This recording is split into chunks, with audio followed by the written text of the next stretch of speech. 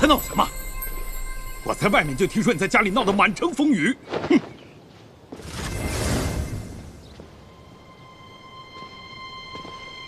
你散尽了家财，还遣散了妾室，还要跟花楼女子私奔，如此胡来，我嘱咐你的事儿该如何进展下去啊？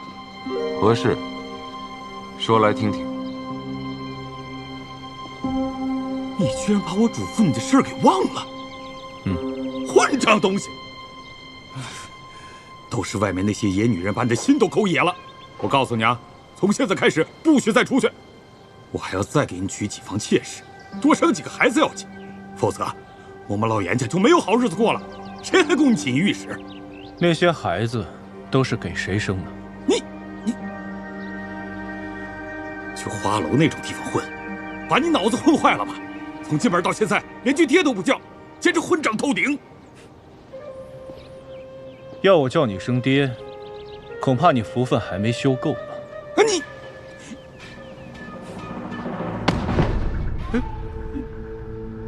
你是谁啊？你不是我儿子。我是你祖宗。黄口小儿，竟敢羞辱于我！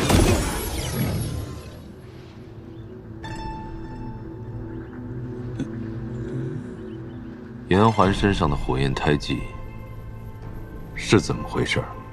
我们严家和司马氏同为凤山一族，严家每隔几代就会生出拥有司马氏血脉之人，背后便会有那火焰胎记。你们会拿这些人如何？这样的孩子一出现，便会被直接送往那个地方。若孩子的血脉之力稍强，便会直接留在那里，我们严家自然会得到许多好处。若血脉之力稍弱，就像我儿严环那样，还可以回到自己家里。那个地方在哪里？百凤山。在何处？不知道。会有修士前来接引，我们不能靠近，只能在外面。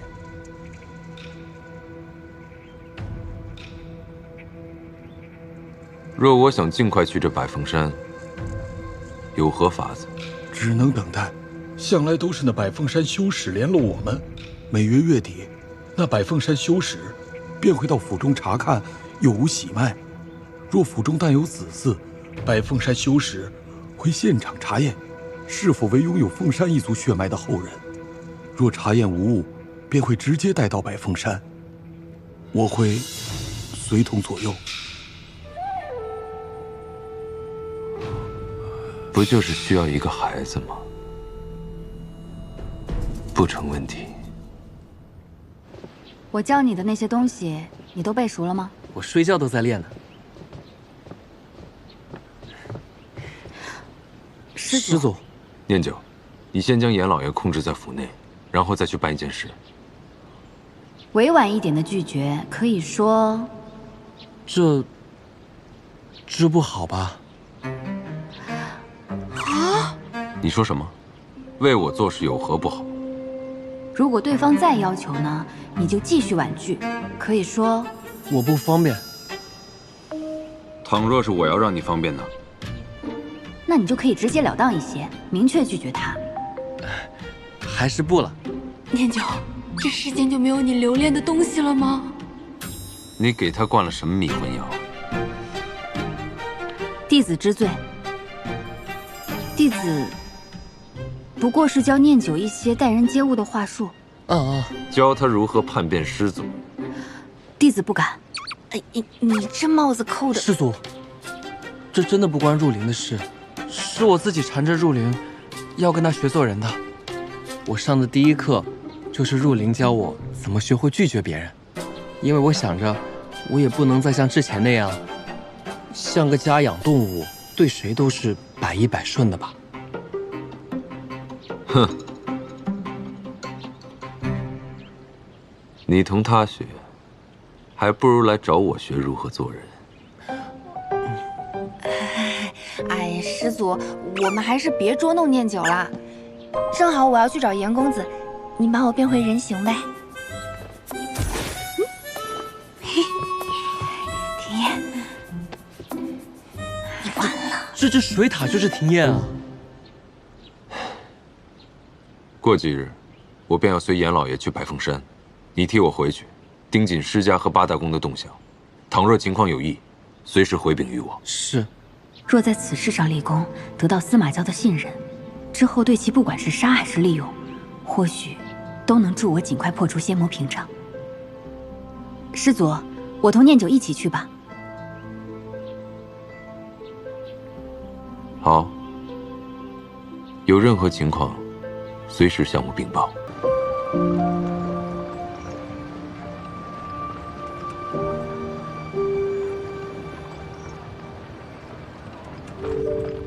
这样看来，那个严公子真是个始乱终弃的大渣男。渣男究竟是何意？就是那种抛妻弃子、该被锤成渣渣的男人。或许会的。什么会的？让他粉身碎骨，变成碎渣。总觉得这祖宗要搞一票大的。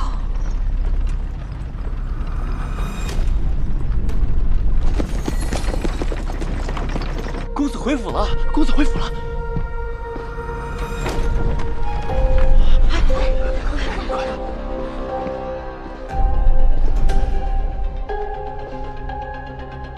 公子。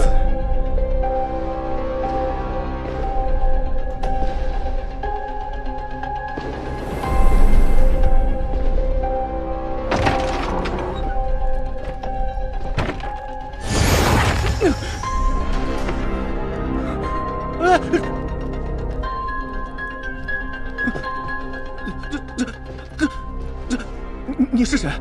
为何会幻化成我的模样？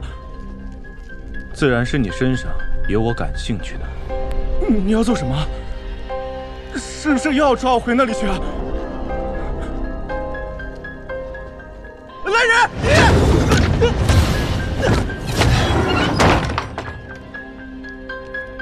公子，您忘了吧？老爷去隔壁城中办要事去了，1个月后才能回来。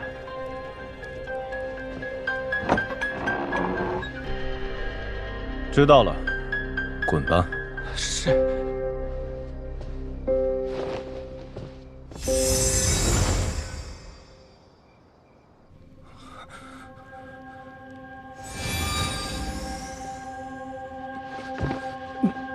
你们究竟是何人？跟祖宗斗你是斗不赢的，收手吧，渣男！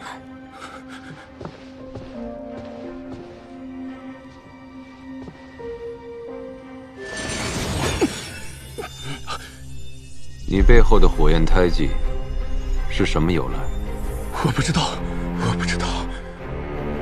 说。我不想回那里去，我也不想他们去那里，好可怕，好恶心。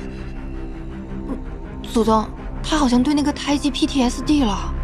什么？就是一提到那个胎记，他就好像触碰到了一种阴影回忆，陷入到癫狂之中，连真言之事都拿他没办法。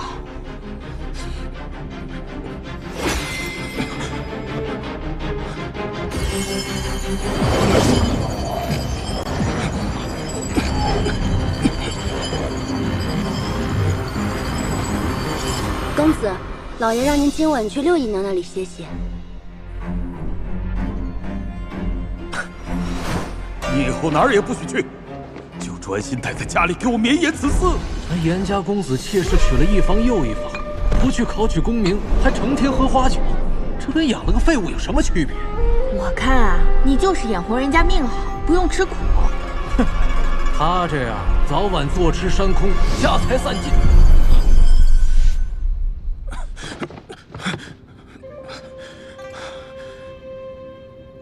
还是一无所获，连搜魂之术都不起作用。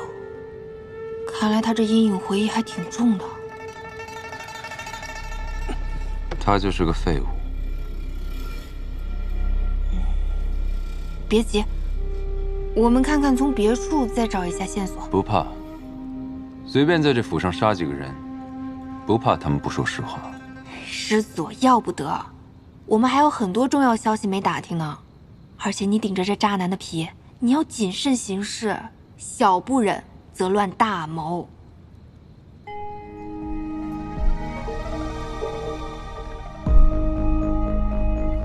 这么好的机会，我们不能放过。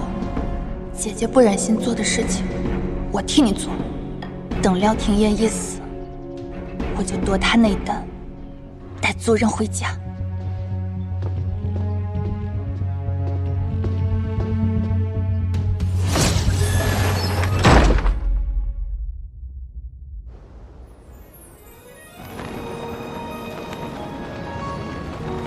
既然祖宗都说了罩着我，那我应该不会有事儿吧？啊！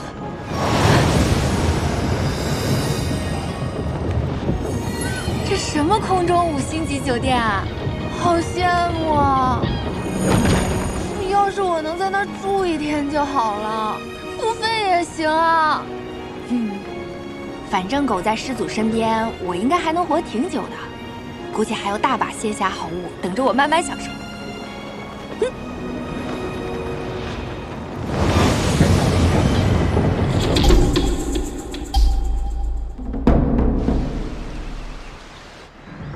待袁彻那边放出信号，我们便和其他宫一起上。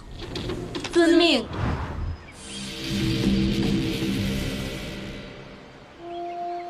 有人在靠近。终于来了。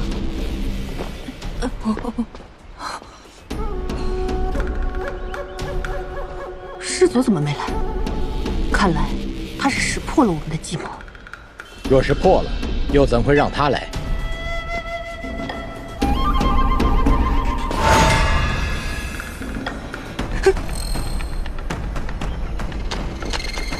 这本就是一场为你准备的宴会，为了杀了你。你去，带上这个，一切如常便好。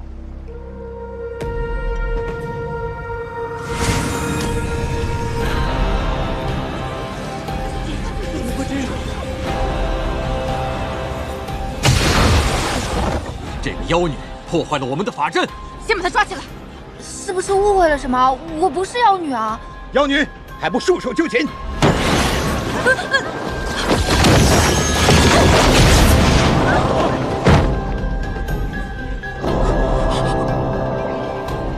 哪里跑？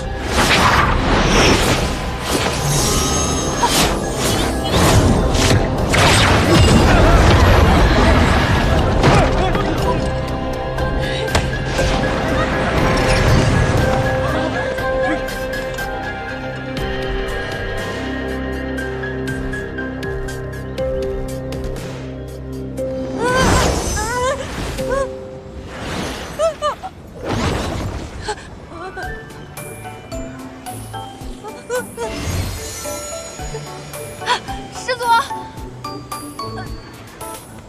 我怎么突然变这么厉害了？你在替我教训他们吗？走吧，去哪儿啊？去死！啊？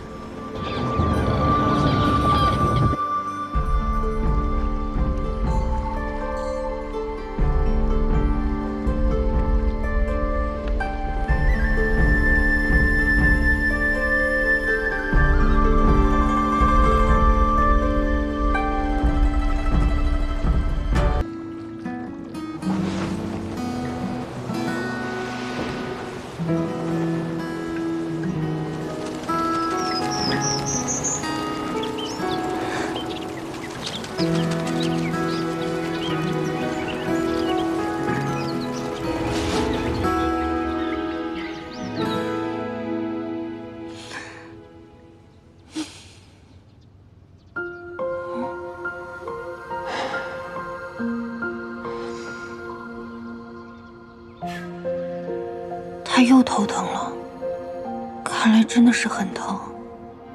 就是因为头太疼了，才会完全不在乎手上的伤。可能相比起来，手上伤口的疼并不算什么。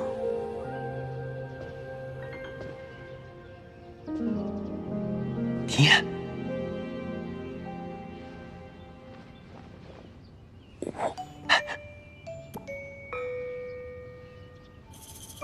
看在你侍奉得当的份上，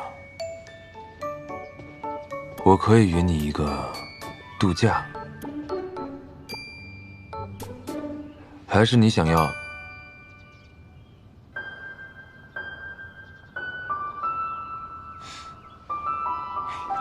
蛇兄，你找我什么事啊？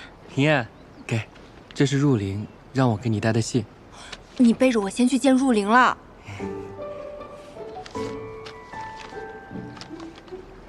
入林有说什么吗？他说，让我今天卯时跟他去看什么赤气敬天，说是很壮观的美景。那我呢？入林有没有约我一起啊？好像没有哎，上面说让我一个人去。那现在天色看起来像6点，我是不是要出发了？蛇兄，你怎么了？庭燕，自从入林把我的蛇心还给我之后，我不知道为什么，我常常会想念入林的气息。入林应该没有对你的蛇心做什么呀，他一直带在身上，顶多沾染他的香气。那我为何会化成人呢？我知道了，是你的心爱上了他的气息，所以化形成人。那庭燕，我应该怎么办？我怎么样才能让入林也爱上我啊？蛇兄，你刚化形成人，有所不知啊，人跟人之间的感情是需要慢慢培养的。不妨你拜入林为师，这样你就可以像待在师祖身边一样，顺理成章地陪着他。可是我已经有师祖这一个师傅了，我还能怎么样拜入林为师啊？师祖肯定不同意的。你跟他情同兄弟，这点小事他肯定不会不允的。我只是一条灵蛇，怎么可以和师祖以手足相论？放心吧，师祖呢，他只是不善于表达，你在他心里还是很重要的。我走了。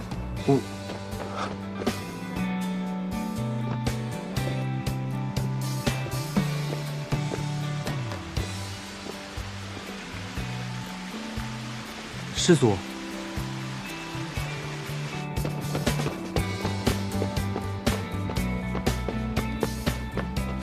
廖庭燕出门了。是。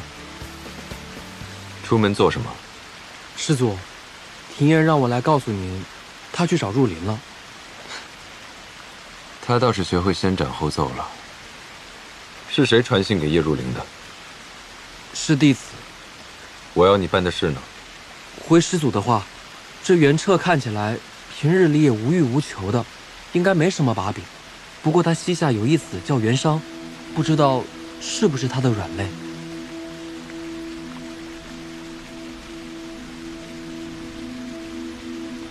还有何事？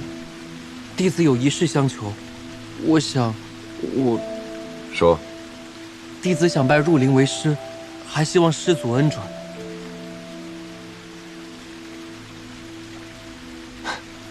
你已化为人形，这种小事日后自己拿主意，别再来烦我。师祖真是同意了，谢谢师祖。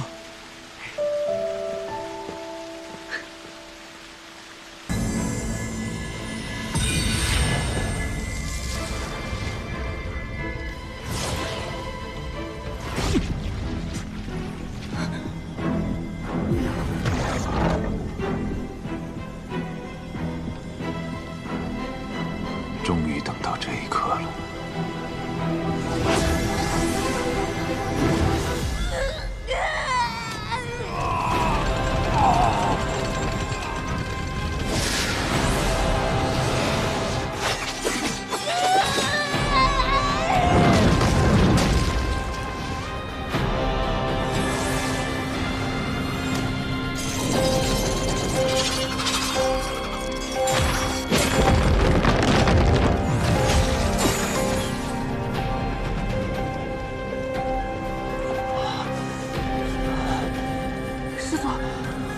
好吗？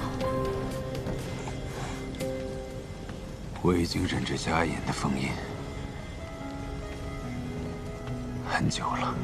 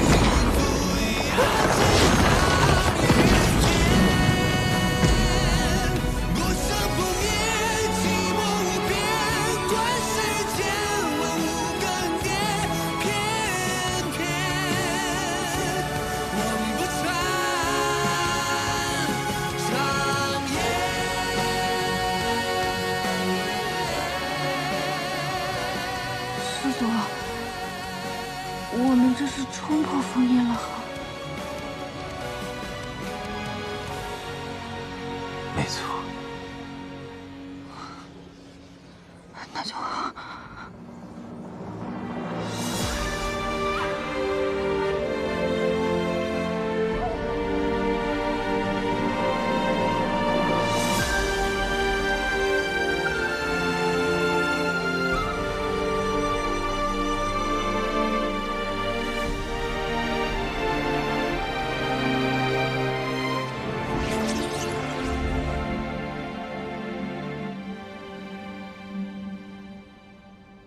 封印竟然被解了，果真，灵力被削弱之事是假的。师祖传出谣言，定有他的谋划，想必里面一定是一片血海。说了，去看看。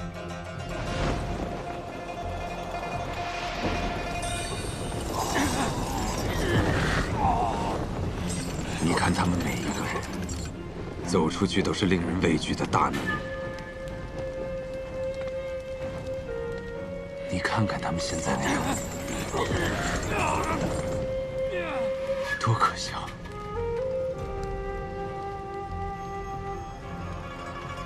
对此你作何感想？你的腰好细。什么？我觉得你可能是被关久了，饿成这样的。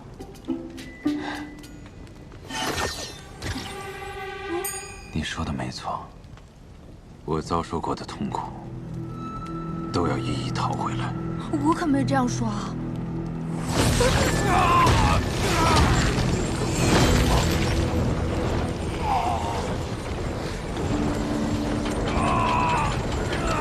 你狗奴！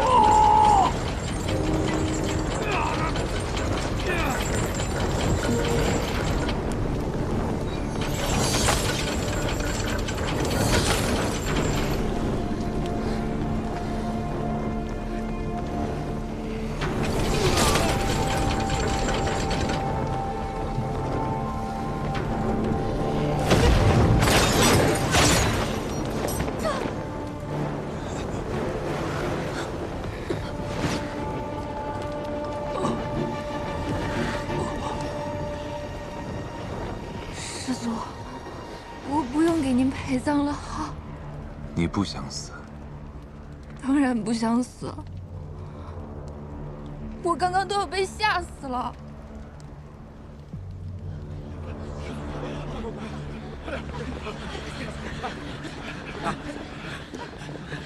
四子出关了！什么？快！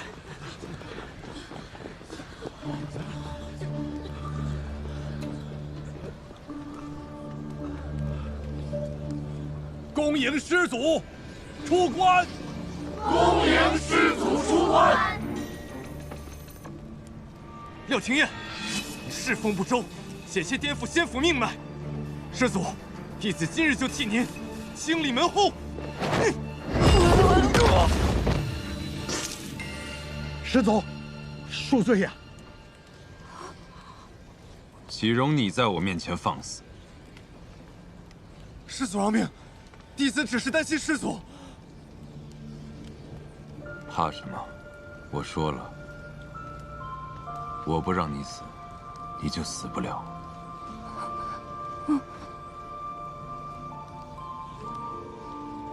这位弟子是四世之宫的吗？竟得师祖如此青睐。我也从未见过这位弟子。师祖之前可是对我们宋锦山的弟子大开杀戒。 怎么，偏偏留下个修为低劣的3灵根弟子，有何用处？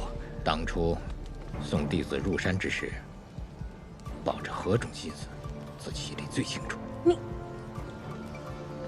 师祖，今日三神山被毁成这样，不如您先去白鹿崖暂住，等弟子们把这里修葺完毕，再请师祖回山。还想将我押回来再封500年？师祖，你误会了，我是……行了。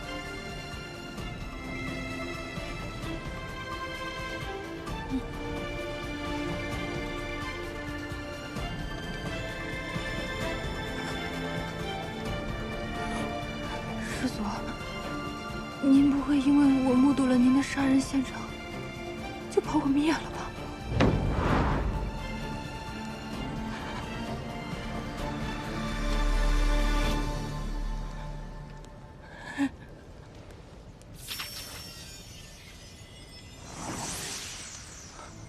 在想什么？师祖，您要杀就杀吧，别玩我心态了。如果杀累了，要不就回去洗洗睡了吧。那便依你。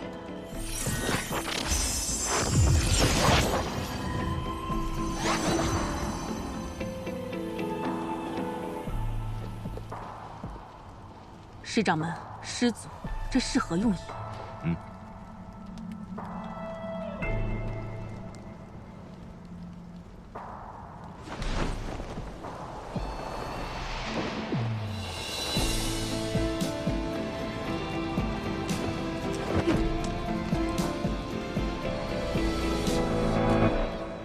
老板，师祖，我还想活，您千万别杀我。那便留你一命。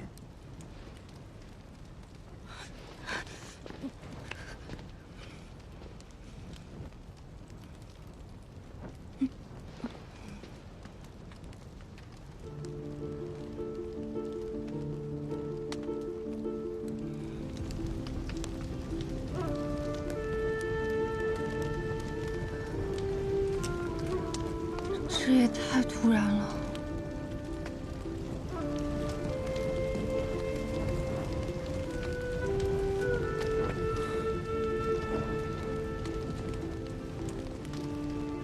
突然吗？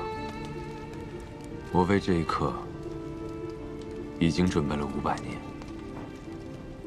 以8大宫直系血脉，也有解开封印结界。这方法我一直都知道，但难题在于如何凑齐8宫血脉为我解封。我出不去，只能让他们进来。我将灵火炼出分身，增进修为，为的就是点燃8大宫心中的恐惧。师祖息怒啊！师祖息怒！他们恐我冲破封印结界，自会派人进山。弟子婉玲，仰慕师祖风采，愿侍奉师祖。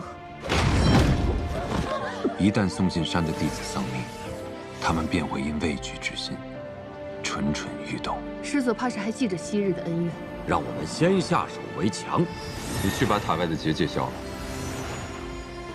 老鼠会顺着缝隙溜进来。而这第一个新月夜，就是我最虚弱的时候。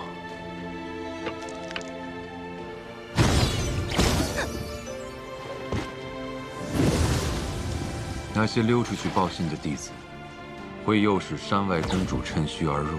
公主，新月夜是他500年难得一遇的虚弱之时，但只靠传言，还远远不够。端看新月之夜的当天，灵脉是否会变弱即可。师祖体内的封印法钉令他无法自戕，这点是做不得假的。你今日无需再干杂活，只需学会一种杀人的术法。还记得我是怎么教你的吗？往哪里刺最好？动手！你们干嘛非要吃我？我与灵火融为一体，一旦我的心脉受损，与灵火相连的灵脉便会受到影响。只有8大宫亲眼看到我身体虚弱的征兆，他们才会不顾一切的进山。灵脉果然被减弱了，好机会！岂会被你抢先？让你刺伤我，是使这个计划成功的最后一步。那您自己捅自己一刀不就行了吗？干嘛要我动手啊？庚辰仙府那些老东西，怕我在三圣山与这仙府的灵力同归于尽，在封印我的钉子上加了禁制，让我无法自强。所以这一剑要由你来刺。再者，不给你这个机会，怎能让我彻底辨别你当真无害我之心？拿自己的命当赌注，您可真是一个狠人。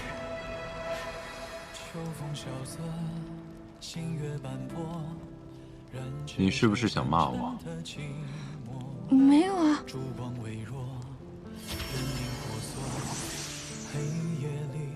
你是不是想骂我？是。骂来听听。杀人狂，大混蛋，你满意了吗？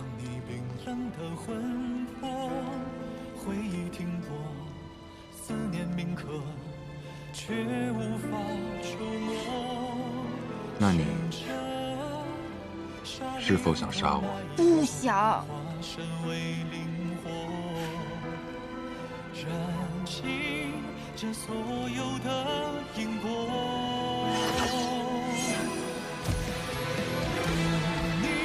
你不是困了吗？去睡吧。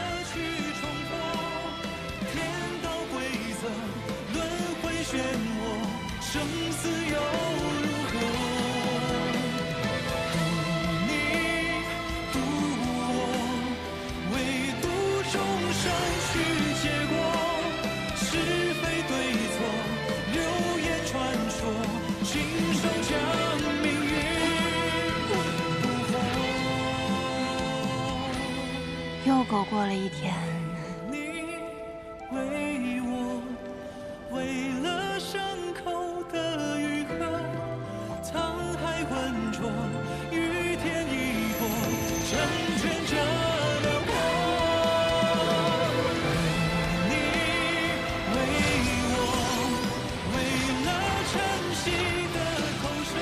司马交在这里被封了整整500年。现在终于出来了，为什么他看起来并不开心呢？这仙府定藏了不少秘密，再让那群人苟延残喘些时日，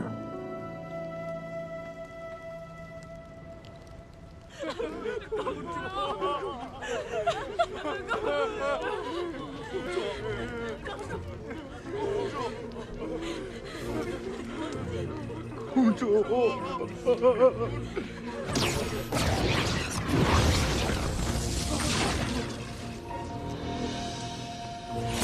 这贱奴竟想要夺位！究竟是什么东西，竟能炼化公主的内丹？难道你是公主的直系血脉？不会是公主女儿吧？公主女儿？不然，我如何炼化她的内丹？拜见公主！拜见公主！拜见公主！从今日起，阴之宫由我叶入灵掌管。若有不服，尽管来战。弟子不敢。拜见公主！司马交，你也算是做了一件好事。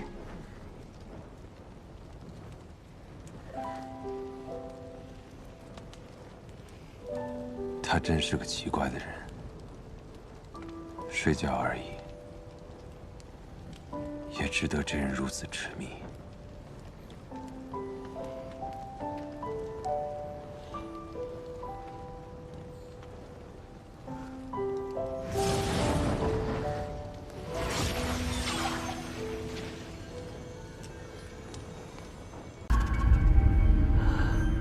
孩儿明白了。孩儿只是迫不及待，想看那秦晨的下场。芬儿，你放心吧，秦勇是不会失手的。为了对付秦晨，秦勇连影沙楼的杀手都请来了，有他们出手，再加上秦勇，别说1个秦晨了，即便是10个，那也死透了。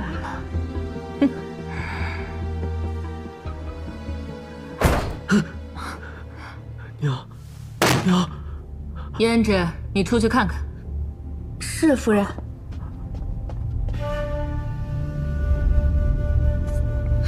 人，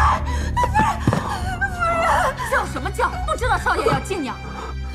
是秦勇。秦勇回来了，还不快带他进来见我？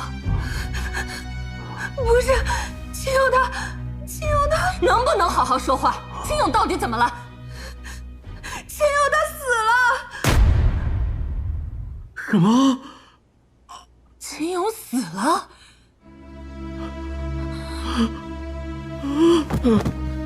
芬儿！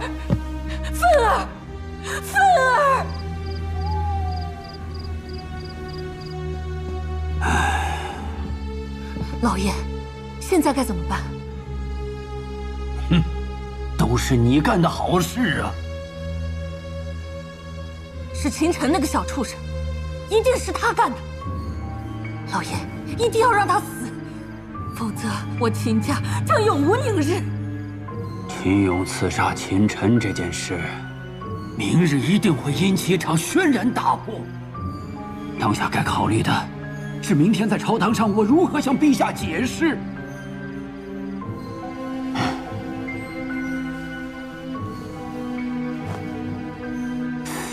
还有，秦勇居然死了，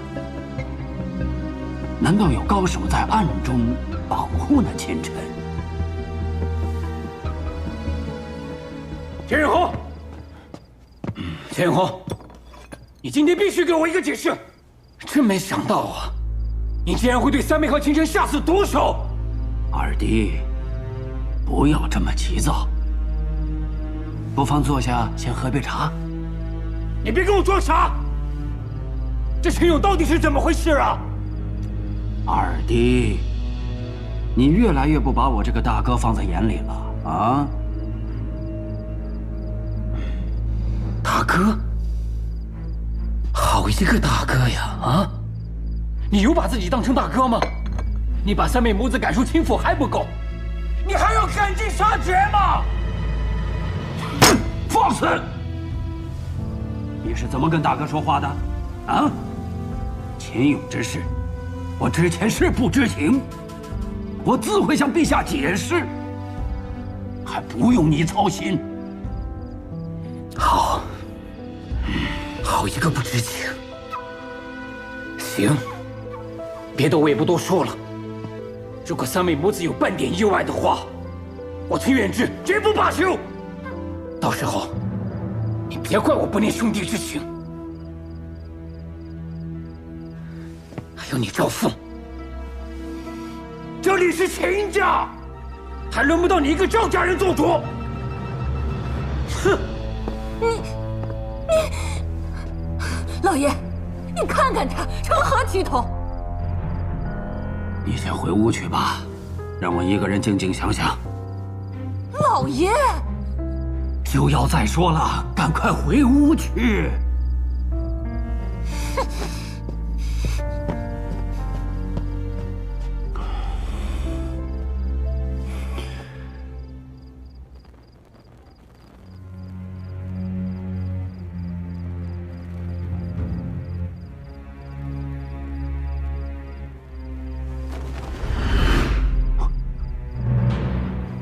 灵武王，您怎么来了？我若是再不来，你岂不是要翻了天了？你居然任由秦勇带着影沙楼之人刺杀秦晨，你魔怔了吗？这秦勇是自作主张，这事我之前完全不知情啊。你身为秦家家主，府中之人行此大事，你又怎会毫不知情？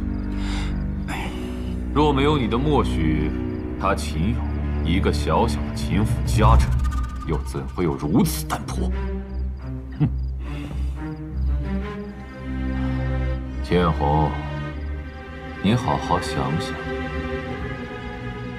若是因为你导致计划出现了纰漏，你担得起这个责任吗？是我全考虑了。事已至此，多说无益。明日朝堂之上，我会想办法替你开脱。多谢灵武王，今后我必定不能如此莽撞行事。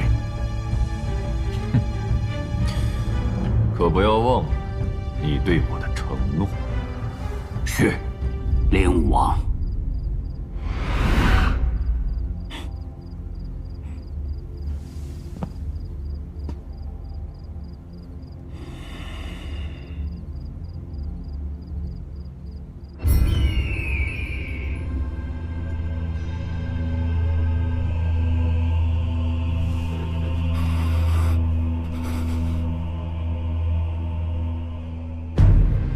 秦远红啊，秦远红，还把我们大玄王法放在眼里吗？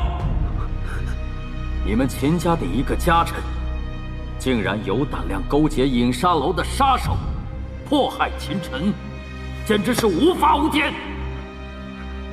陛下息怒，求陛下明鉴，此事微臣也是事后才知啊。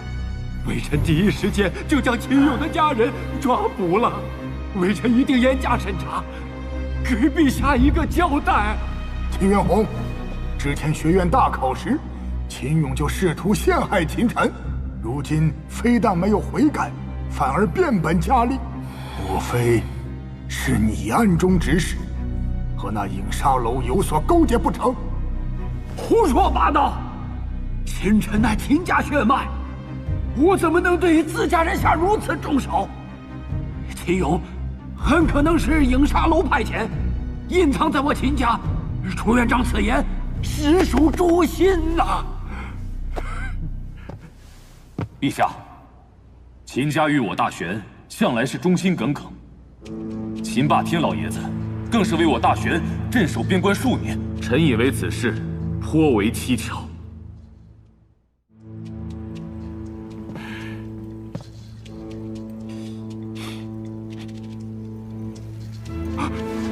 求陛下明鉴，陛下明鉴，求陛下明鉴啊！你这个卑鄙小人，此前还用卑劣手段暗算我枪啊！看我不打死你！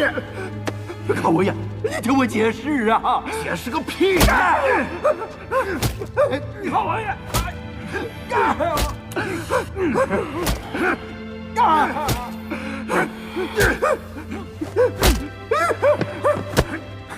别拦我！后爷，少爷们，稍安勿躁，大殿之上注意礼节啊！住手！在大殿之上成何体统？啊！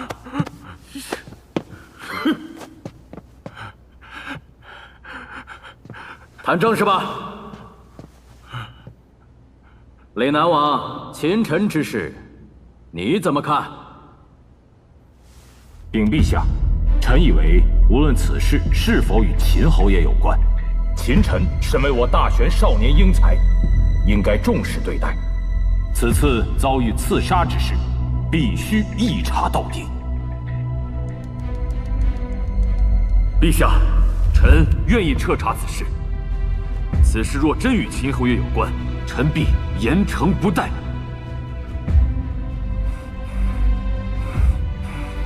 你们两个怎么看？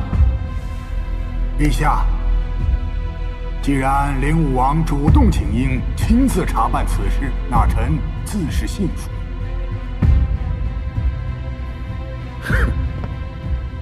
那好吧，这件事情就交给灵武王来办理。臣遵旨。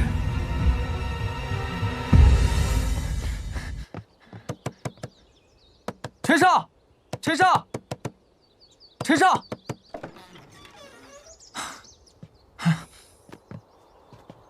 你没事吧？哎呀，吓死我了！听说昨天晚上你家里遭到了袭击啊？你从哪儿听来的消息啊？不，陈少，你难道不知道吗？康王爷跟楚院长一大早天还没亮就去敲响了金圣谷，说你昨天晚上被秦府的管家刺杀。哎，现在陛下下旨让灵武王亲自查办此事呢，说是要是有人与影沙楼勾结，绝不姑息。现在丁武王府上下一团大乱呢。没想到楚院长和康王爷把事闹这么大，哼，也好，让秦家乱一阵子吧。林天，你的修为怎么又提升了？啊，多亏了陈少给我的修炼功法，我林天如今也算是大玄的顶级天骄了吧？哼，不过似乎有点不太寻常啊。哦，没事，跟我过来。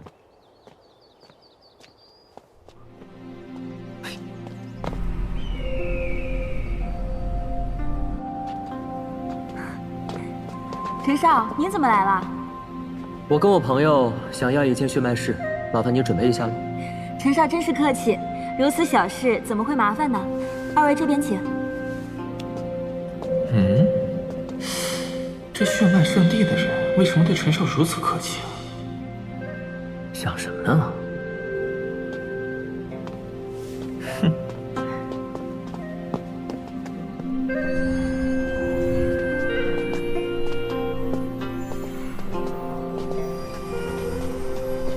哇！会长大人特意吩咐，这间血脉室陈少可以随意使用，无需预约。陈少没有其他吩咐的话，那小柔就先退下了。好。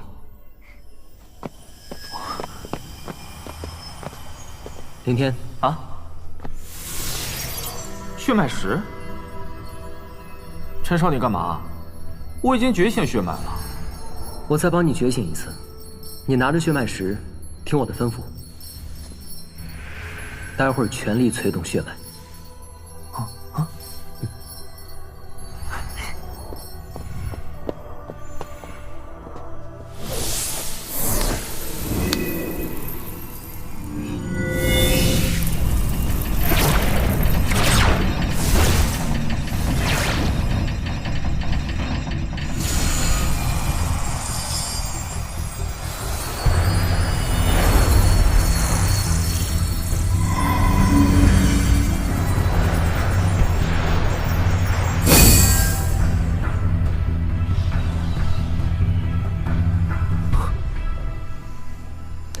下来吧。啊？哦。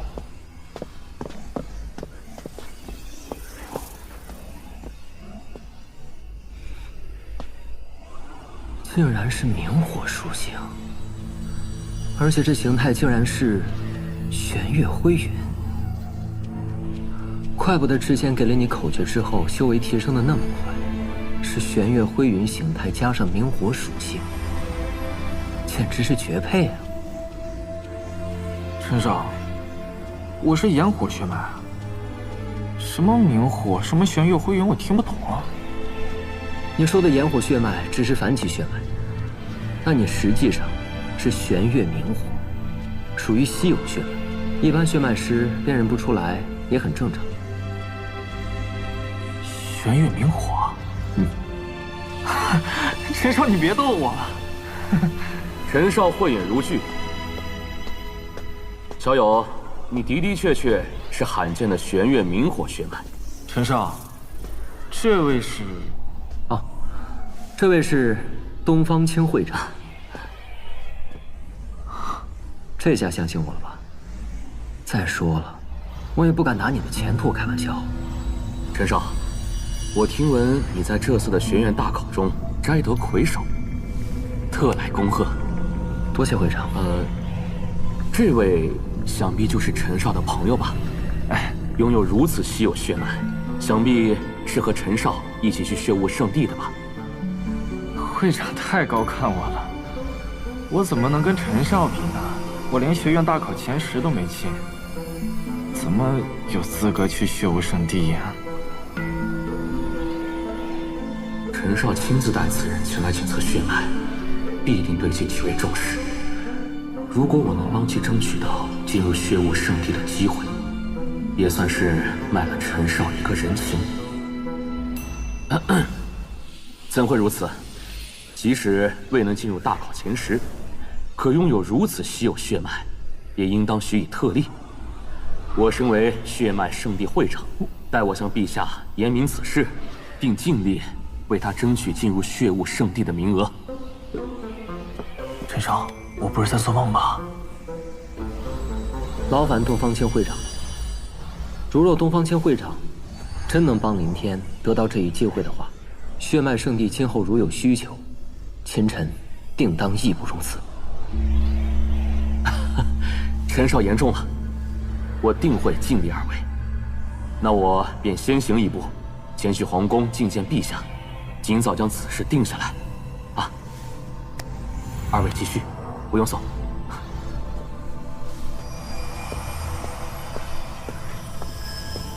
如果东方千会长真能帮你争取到血雾圣地的名额，对你将大有裨益。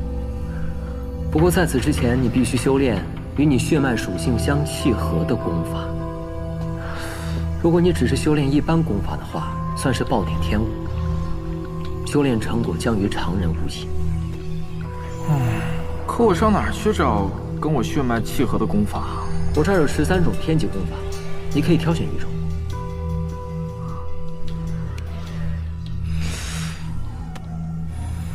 陈少，你没发烧啊？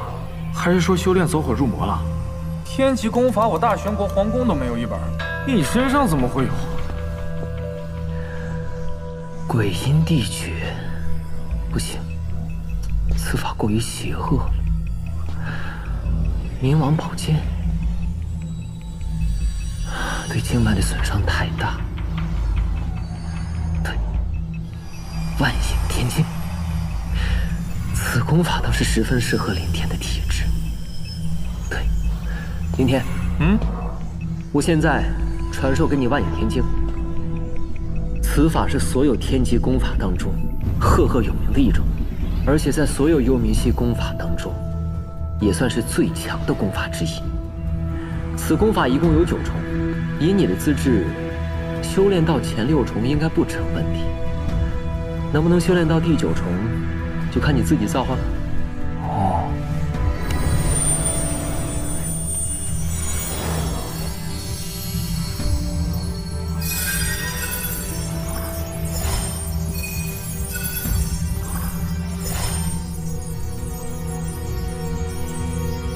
原来真的是天级功法。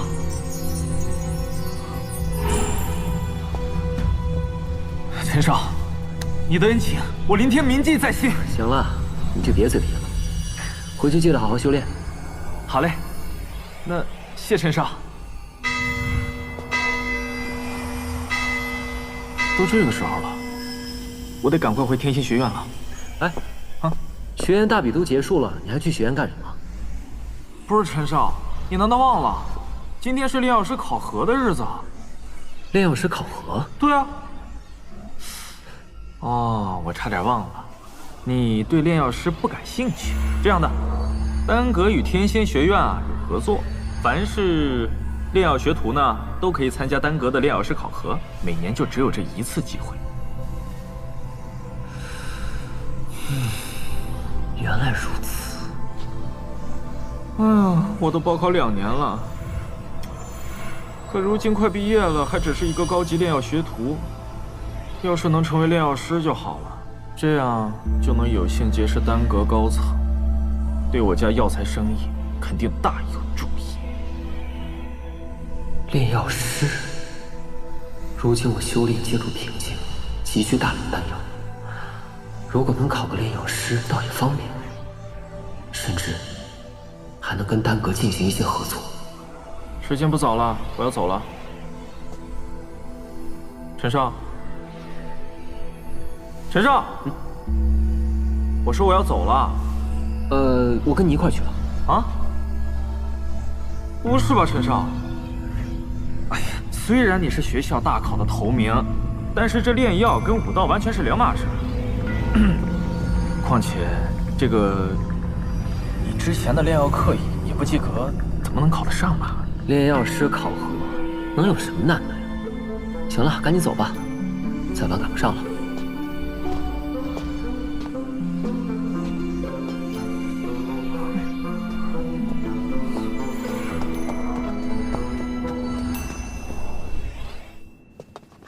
秦晨，美女，哎，这家伙怎么来了？该不会是来参加炼药师考核的吧？谢谢啊，大哥，秦晨可是连学徒令牌都没有，他凭什么参加考核？哼，这小子又想搞什么花样？有事吗？我们来参加炼药师考核，把学徒令牌给我。哦。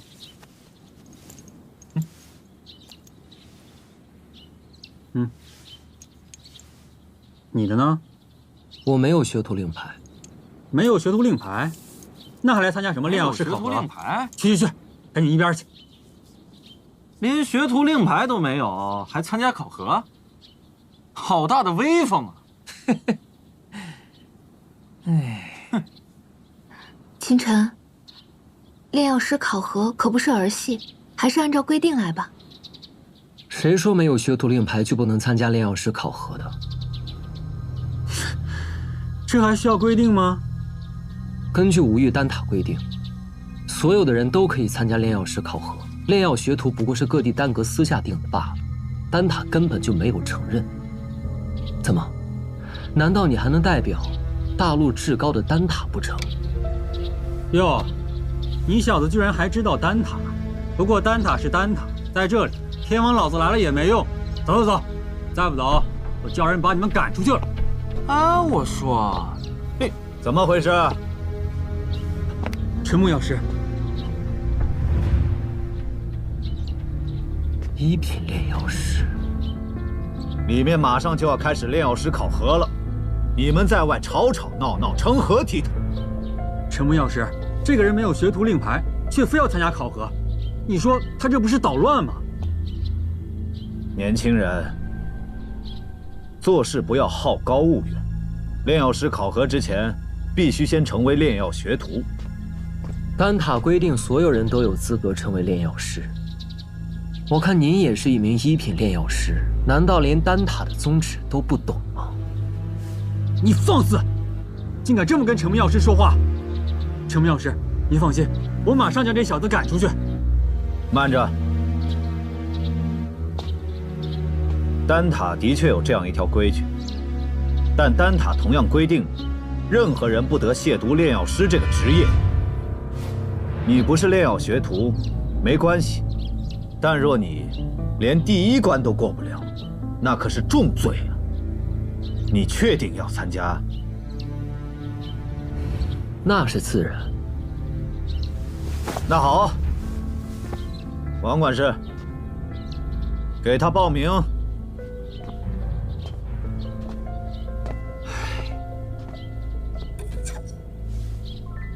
哎，拿着，这是你的身份凭证，从那边进就可以了。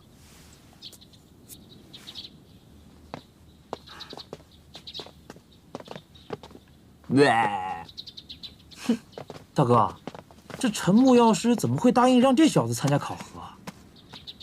我怎么知道？自讨苦吃，这过不了多久啊，肯定会被灰溜溜的赶出来的。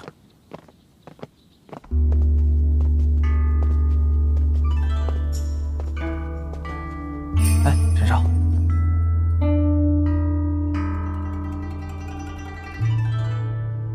那个人啊叫王安，考了有几十年了，特执着，也算是咱们天心学院的一个名人了吧？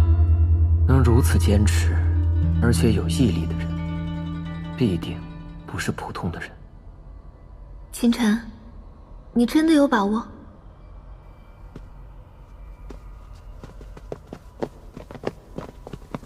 哎呦，连个高级学徒都不是，来这丢人现眼的。各位，大家都是来参加考核的，何必如此针锋相对呢？楚老头，关你什么事儿啊？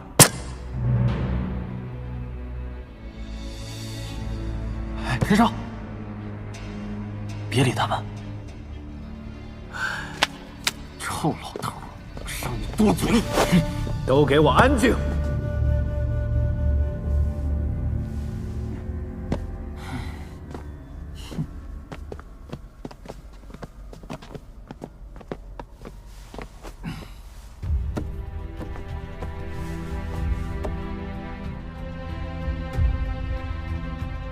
本次炼药师考核共分3轮，第1轮笔试，第2轮随机考核炼药10项操作中的1项，第3轮是真正的炼药师考核。现在开始进行第1轮考核。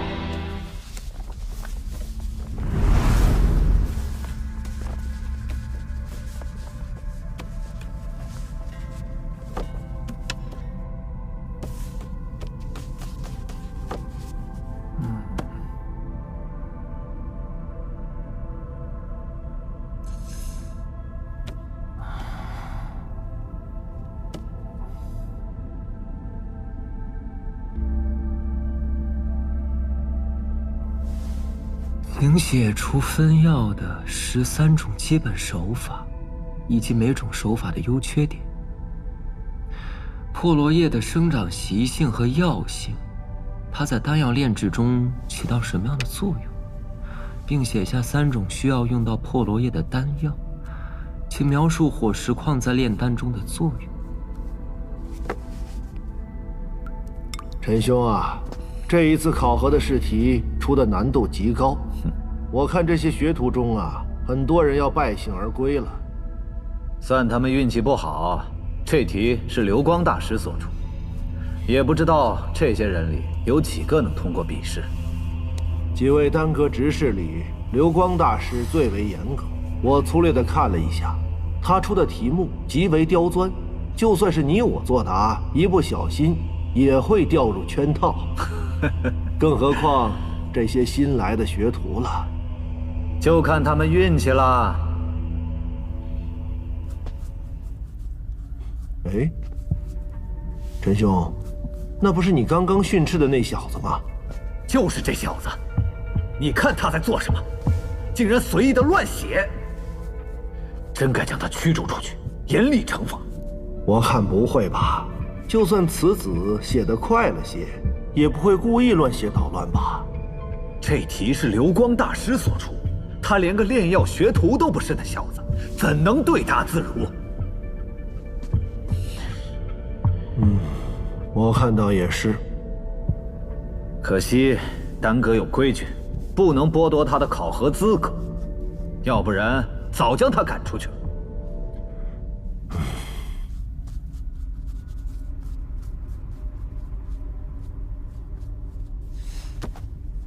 我一个字都想不出来。秦晨这个家伙，他怎么一个笔都没听过？哼，那秦晨从未上过炼药课，他能懂什么？怕不是在胡乱写罢了。哼！